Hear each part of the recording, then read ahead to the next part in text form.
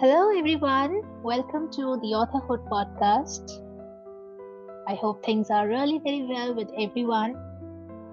Now, if we replace imagination with young minds, it will be a very, very fair say that young minds know no boundaries. Miss Mica McDonald brings justice to the statement with full grace. A 17 years old college goer with 3 psychological thrillers in her name already, Miss McDonald not only has the very psychological calm in her ink, but her tone as well. Hello, ma'am. A very warm welcome to the show and big thanks for accepting our invite. Thank you very much for having me. It's so good to have you and a big, big thanks. So, how will you best introduce yourself to the listeners? So, my name is Mica. I am a writer of psychological thriller stories. I am currently going to be studying at university for writing and film, and I would like to be an author. Also, wow. So, how does that filmmaking and everything they are in picture? Yeah, I've turned a few of my stories into short films. Okay. College. So I wanted to do a mixture of writing and film and script writing too. Oh, wow. Yeah. Okay. So, too young to have 3 books published already. What's your say? Like, how did it all start? It was like when I was a lot younger, my first book that I read was Maze Runner, and I fell in love with like first person storytelling at around the age of about 8, I would say. I was always looking to start writing, and I just started writing really short stories just all the time, anytime that I could.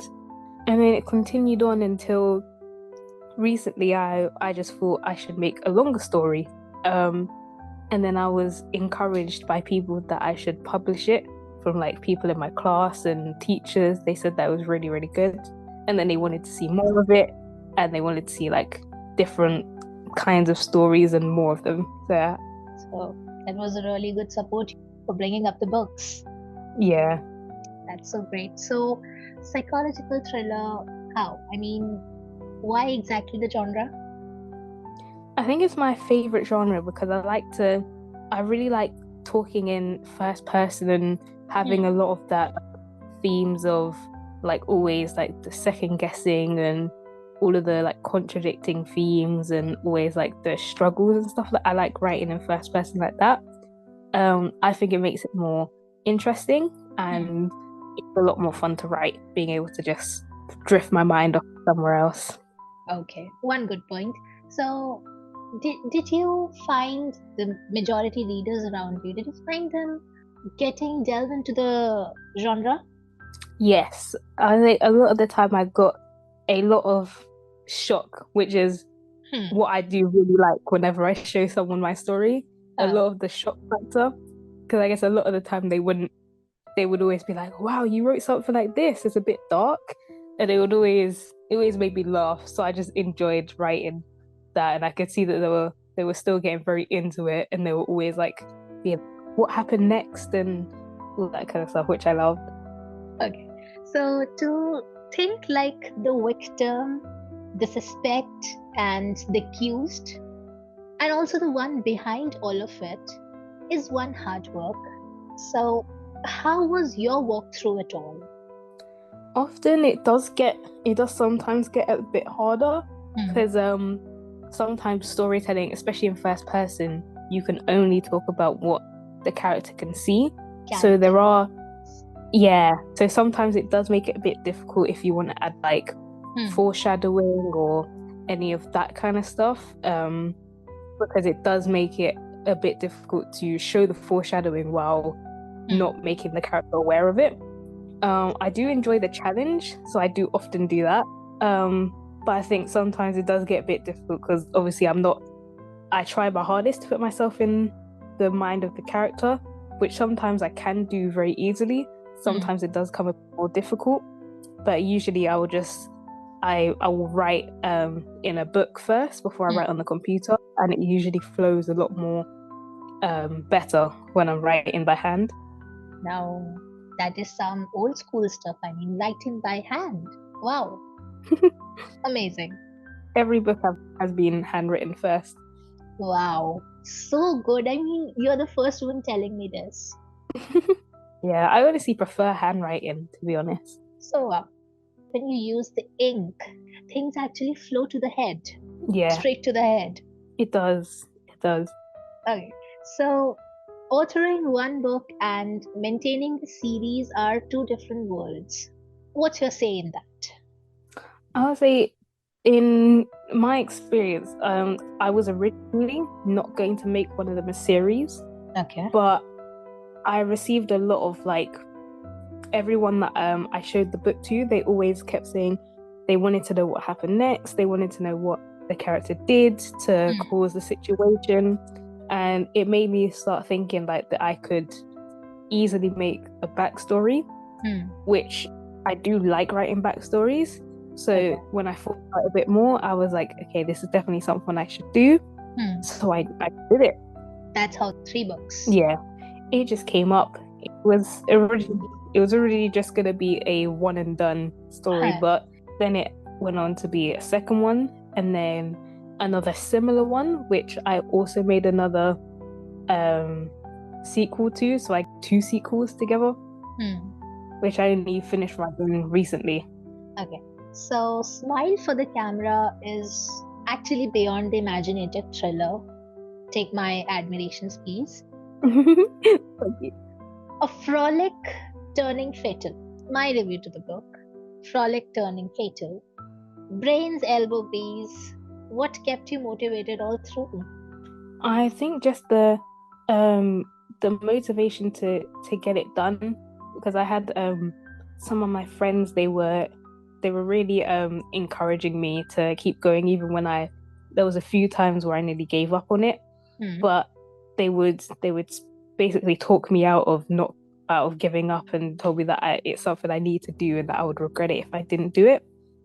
So I made sure that I finished it, and there were most parts of it where I was just really enjoying writing it and just seeing where it would end up in the end, because at some parts I didn't really have a solid plan.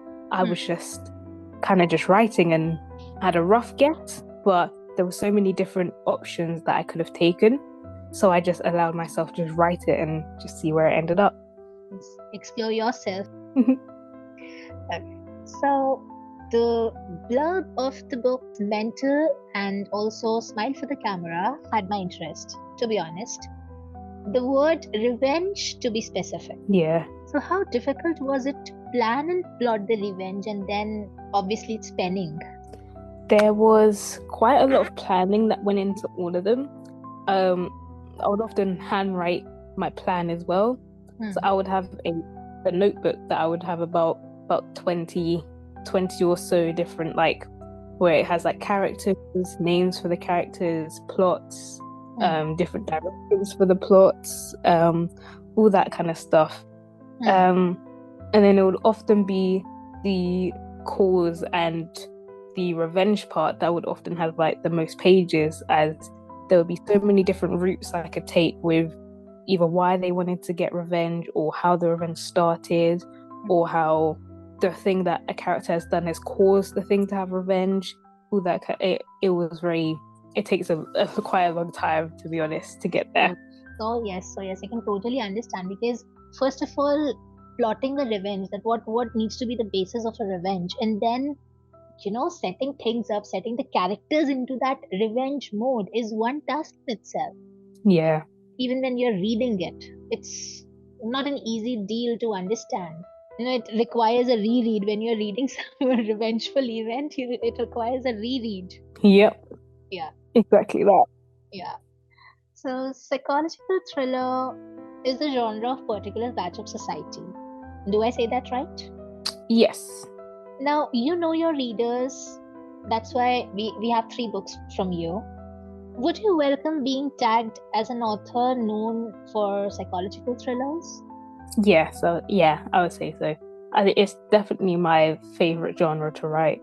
Okay. And I can see myself writing more like that in the future. Again, you're the first author who is happily welcoming tag, because mostly authors are like, no, we are going to explore different genres and everything. But yes, a very fair answer. Yeah. So nice. So, out of the characters that you have birthed, which one would you want to play if given a chance of bringing your book's plot to theatre?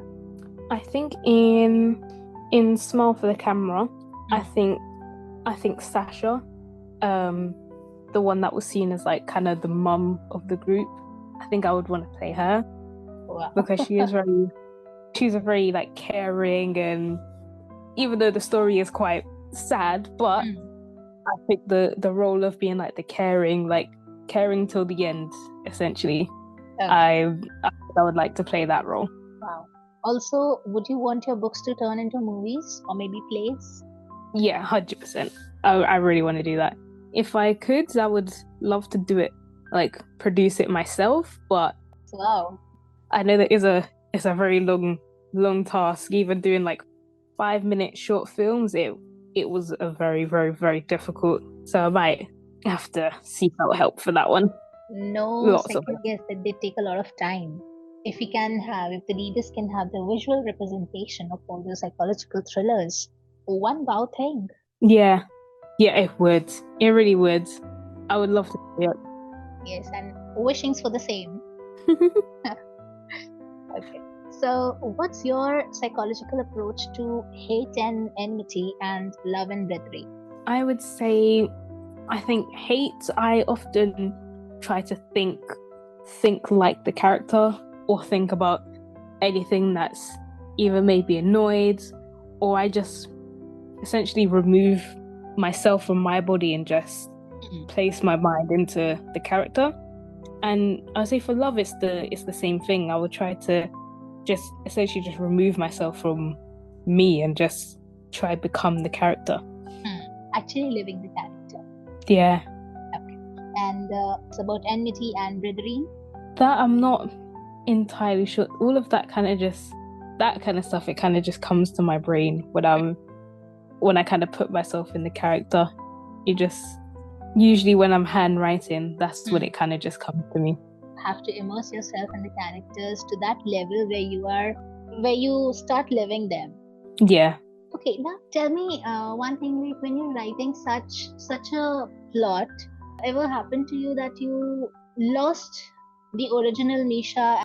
Surprisingly not, considering how much I do it, but I'm very good at like taking myself out of that character. It takes a bit more effort to put myself into the character, but taking myself out of the character has become very easy. Yeah. You have actually managed how to and how not to. Now there are sequels, n number of sequels every day coming up, be it movies, be it books. Prequel is one different stuff in itself. How? I would say when I was showing it to when I was showing Mental to people, there was a lot of I often like to have the question, like the cliffhanger endings. That was something I really liked. Okay. And the cliffhanger being, what did the character do, made which is what everyone kept asking me, like, what did he do, like what happened, what did he do? So then I kept getting the thought, what if I actually had a story for what he did? And the thought came to me very quickly, and I really thought, okay, I need to make it something really bad that he's done. And again, my hand just started flowing when I was writing, and the story just really came to me, and I really enjoyed it. Enjoyed writing it, and the readers enjoyed reading it. I mean, prequel is something that is demanded only when there actually is a gripping interest. Because who would want to know why the character is what it is? There's no asking. Thank you very much. Yeah. So, would you like to ask the ones same as your age to read and write the way you have done it, the way you have immersed yourself into it? And if yes, how would you? The thing that definitely pushed me was 100% reading. I got my writing style from reading. because I enjoyed reading so much, it made me want to write things that other people could read. So I would say if you're even thinking about it, I would say reading is definitely the best way to go. Find a genre that you really like, find a genre of stuff you really want to write, and if you just read stuff in that genre, you'll find something you like. Or you can branch out to different genres, and if you find something you like, you can go for it. You can find multiple different stuff you like. There's a genre for absolutely anyone. Everyone, yes, there is a genre for everyone. Very, very good statement that you just made. So you must be having n number of reviews with you. Now, when you have 3 books, so countless reviews, which is that one review that you carry with you? I think I'll definitely say my dad was one of the first few people that read my story. And he told me that he was the one that originally told me to that I should publish it. Okay. And I'm very glad that I did. But he was the one that said that this is really good, especially for someone my age. And he told me that even some people that are way older than me, have experience than me, they can't write as good as me. Also my cousin, who also does script writing for a living, he also told me that it's one of the best things that he'd seen. And it made it even more impressive that it was from someone as young as me as well, which made me feel really good, and it motivated me to keep going. Wow.